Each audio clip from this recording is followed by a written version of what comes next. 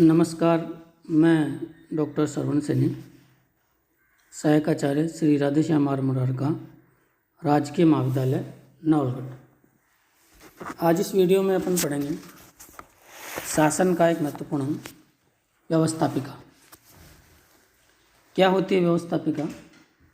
देखिए, किसी भी समाज के व्यवस्थित संचालन के लिए नियमों का या कानूनों का होना अनिवार्य होता है।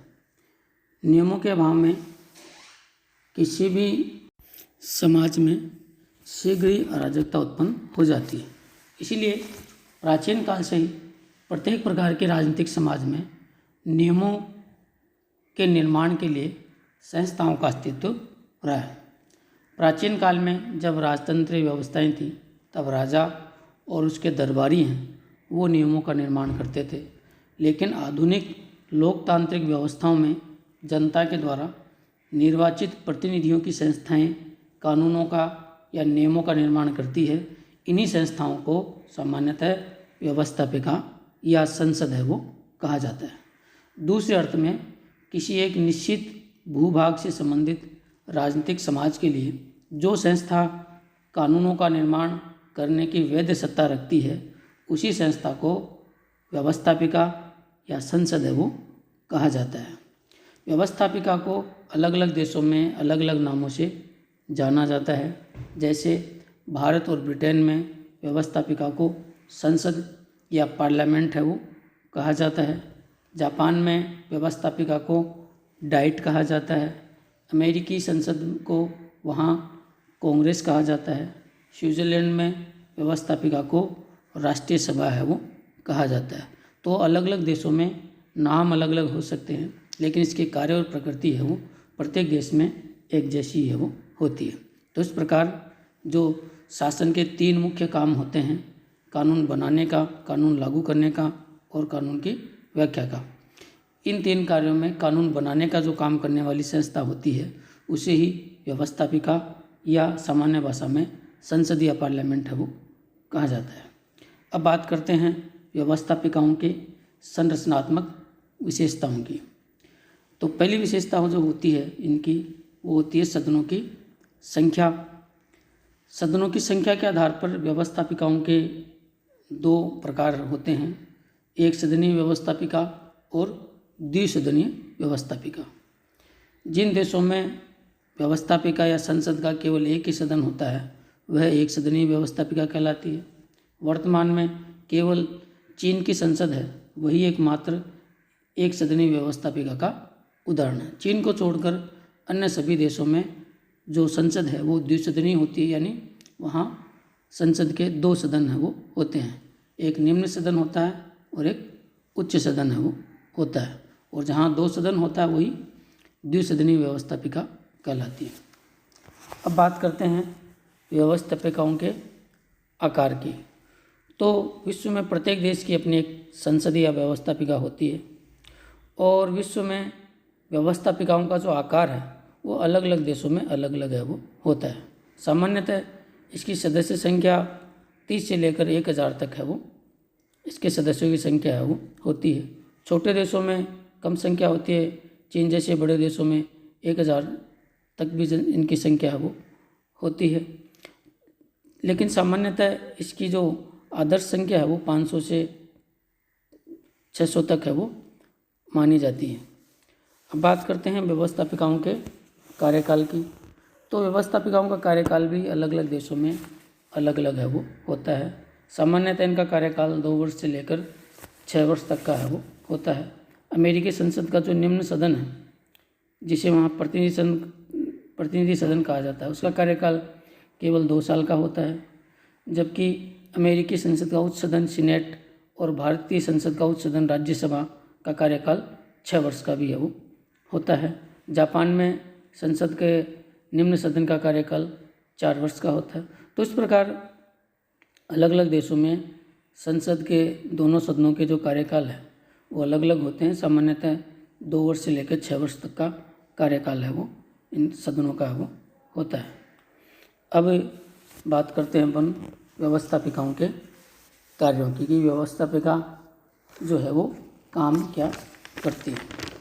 तो अभी मैंने आपको बताया कि व्यवस्थापिका का जो मुख्य काम होता है वह कानून निर्माण का होता है। कानून निर्माण के लिए ही व्यवस्थापिका की उत्पत्ति है वो हुई है।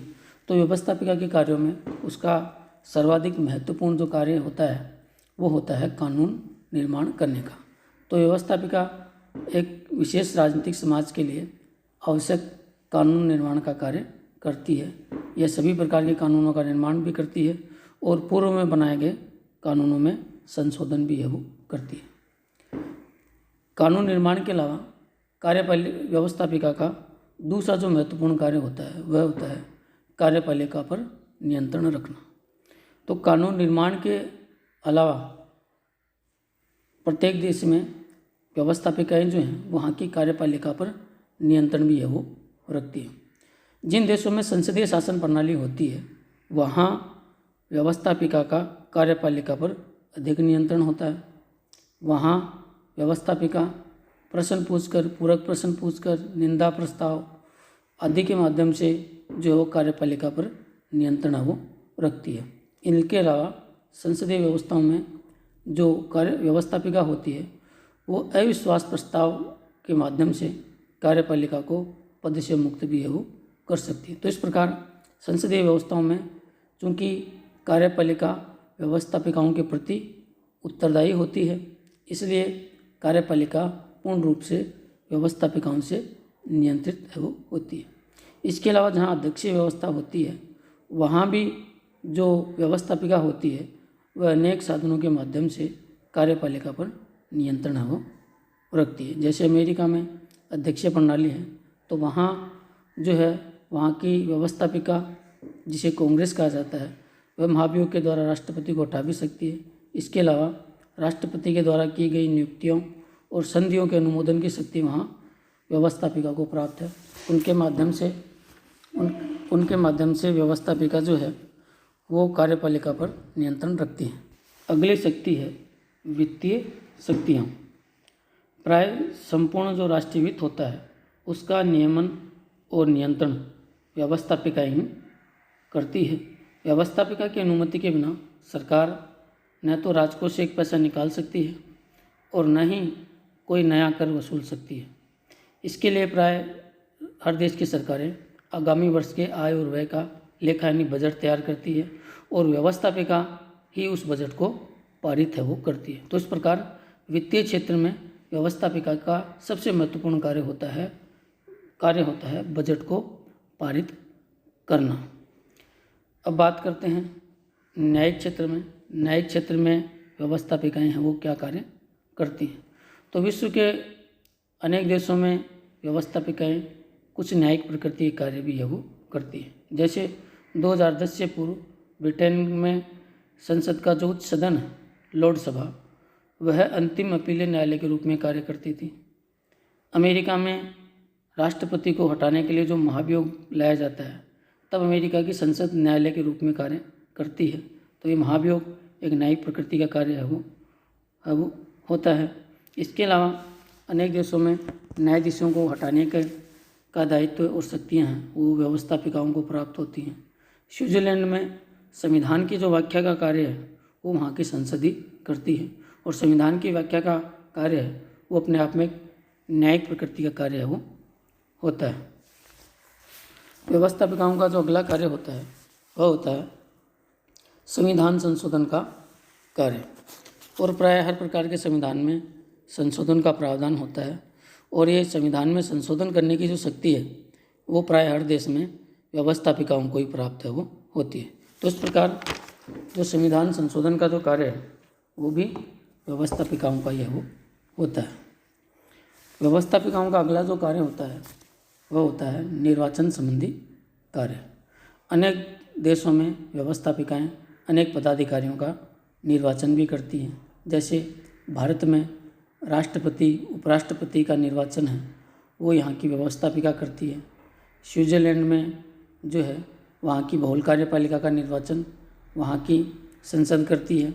जापान में भी वहाँ के प्रधानमंत्री का निर्वाचन वहाँ की संसद जिसे वहाँ डाइट कहा जाता है वह करती है। तो इस प्रकार अलग अलग देशों में जो अलग अलग पदाधिकारियों के निर्वाचन वहाँ की संसद के द्वारा किया जाता है।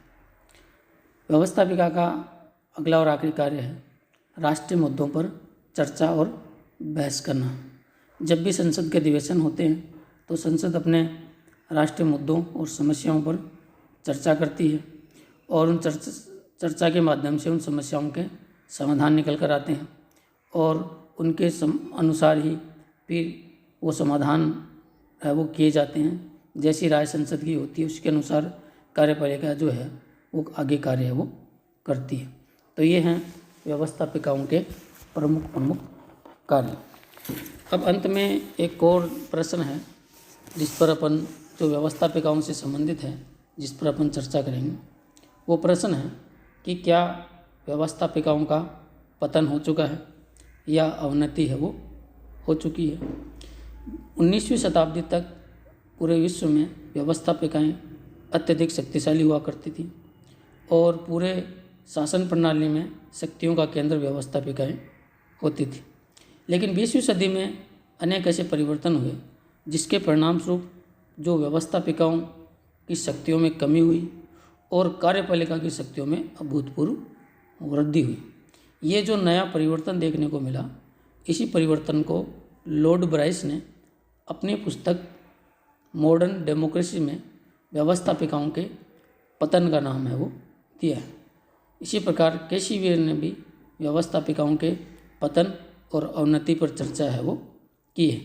तो 20वीं शताब्दी में जो व्यवस्थापिका और कार्यपालिका की शक्तियों में परिवर्तन आया कि एकाएक व्यवस्थापिका की शक्तियों में कमी देखने को मिली और कार्यपालिका की शक्तियों में अभूतपूर्व वृद्धि देखने को मिली। ये जो परिवर्तन है इसी परिवर्तन को व्यवस्थापिकाओं की अवनति भी कहा जाता है, इसी को व्यवस्थापिका का पतन भी है वो कहा जाता है। तो ये जो परिवर्तन हुआ यानी व्यवस्थापिकाओं की जो अवनति 20वीं शताब्दी में हुई, इसके लिए कई कारणों को उत्तरदायी है वो माना जाता है। व्यवस्थापिकाओं की अवनति के लिए पहला जो कारण उत्तरदायी माना जाता है वह है कार्यपालिका के कार्यों में अभूतपूर्व वृद्धि। यानी 20वीं शताब्दी में अनेक ऐसे परिवर्तन हुए जिसके परिणाम स्वरूप कार्यपालिका के कार्यों में अभूतपूर्व वृद्धि हुई और उसका परिणाम ये हुआ कि व्यवस्थापिका की तुलना में कार्यपालिका का महत्व है वो बढ़ गया। व्यवस्थापिका के कार्यों में तो वृद्धि हुई नहीं, कार्यपालिका के कार्यों में अभूतपूर्व वृद्धि होगी। इसलिए कार्यपालिका के तुलना में जो व्यवस्थापिका है वो बौनी दिखने हैं वो लग गई। तो कार्यपालिका के कार्यों में जो ये वृद्धि हुई उसके परिणाम स्वरूप व्यवस्थापिका का महत्व है वो घट गया। व्यवस्थापिकाओं की अवनति के लिए दूसरा जो बड़ा कारण उत्तरदायी माना जाता है वह माना जाता है प्रदत्त व्यवस्थापन की प्रथा को। प्रदत्त व्यवस्थापन क्या होता है? कार्यपालिका के द्वारा किया गया व्यवस्थापन ही प्रदत्त व्यवस्थापन कहलाता है। यानी कार्यपालिका जो नियमों का कानूनों का निर्माण करती है वह ही प्रदत्त व्यवस्थापन कहलाती है। और आधुनिक समय में प्राय कानून निर्माण का काम व्यवस्थापिका का ही होता है, लेकिन आधुनिक समय में अनेक तरीकों से कार्यपालिकाएं भी कानूनों का निर्माण करने लग गई हैं, जिसके परिणाम स्वरूप व्यवस्थापिका का महत्व घट गया है। व्यवस्थापिकाओं के पतन का एक कारण जो उत्तरदायी माना जाता है वह है संचार साधनों का विकास। 20वीं शताब्दी में संचार साधनों का अत्यधिक विकास हुआ, जैसे radio, television, electronic media, social media आदि प्लेटफॉर्म के माध्यम से जो राष्ट्रीय मुद्दों पर जो बहस है वो संसद से बाहर होने लगी। पहले जो राष्ट्रीय मुद्दों पर चर्चा का एक ही मंच था वो थी संसद, अब अनेक मंच हो गए, जिसके परिणाम स्वरूप व्यवस्थापिका के महत्व में कमी है वो आने लग गई। व्यवस्थापिकाओं के पतन के लिए एक और जो कारण उत्तरदायी माना जाता है वह होता है लोक कल्याणकारी राज्य की अवधारणा का उदय। 20वीं शताब्दी की एक बड़ा जो परिवर्तन था वो ये था कि लोक कल्याणकारी राज्य की अवधारणा की उत्पत्ति हुई और विश्व में प्रत्येक राज्य ने इस अवधारणा को स्वीकार किया, जिसके परिणाम स्वरूप राज्य के कार्यों में अभूतपूर्व वृद्धि हुई और ये जो राज्य के बढ़े हुए कार्य थे ये कार्य कार्यपालिका को प्राप्त हुए। तो इस प्रकार कार्यपालिका के कार्यों में अभूतपूर्व वृद्धि हो गई, व्यवस्थापिका के कार्यों में वृद्धि नहीं हुई। इस कारण से व्यवस्थापिका जो है वो कार्यपालिका की तुलना में बौनी है वो हो गई। अगला जो कारण है वह है सेनाओं पर कार्यपालिका का नियंत्रण। किसी भी राज्य में शक्ति का केंद्र सेना होती है और सेना पर कार्यपालिका का नियंत्रण है वो होता है। इस कारण भी कार्यपालिकाएं शक्तिशाली हो गई और व्यवस्थापिकाएं हैं उनकी तुलना में शक्तिहीन हो गई। व्यवस्थापिकाओं की उन्नति का एक और जो बड़ा कारण माना जाता है वह होता है दलीय अनुशासन। दलीय अनुशासन के माध्यम से जो भी सत्तारूढ़ दल होता है, क्योंकि जिस दल का बहुमत होता है, संसद में बहुमत होता है, उसी दल का जो राष्ट्र अध्यक्ष है वो कार्यपालिका का प्रमुख होता है और जो राष्ट्राध्यक्ष होता है उसी के दल के सदस्य संसद में बहुमत में होते हैं। तो राष्ट्राध्यक्ष जो कहेगा यानी कार्यपालिका का प्रमुख जो कहेगा वही बात संसद के उसके दल के सदस्य मान लेंगे। तो दलीय अनुशासन के माध्यम से जो व्यवस्थापिका है वो पूरी तरह से कार्यपालिका के अधीन हो गई है। सिद्धांत में तो व्यवस्थापिकाएं कार्यपालिका पर नियंत्रण रखती थी, लेकिन दलीय अनुशासन के परिणाम स्वरूप आज जो है व्यवस्थापिकाएं कार्यपालिका के पूरी तरह से अधीन है वो हो गई। तो ये जो दलगत राजनीति है, दलीय अनुशासन है, इनके कारण भी व्यवस्थापिकाओं की अवनति है वो हुई है। तो ये है व्यवस्थापिका। धन्यवाद।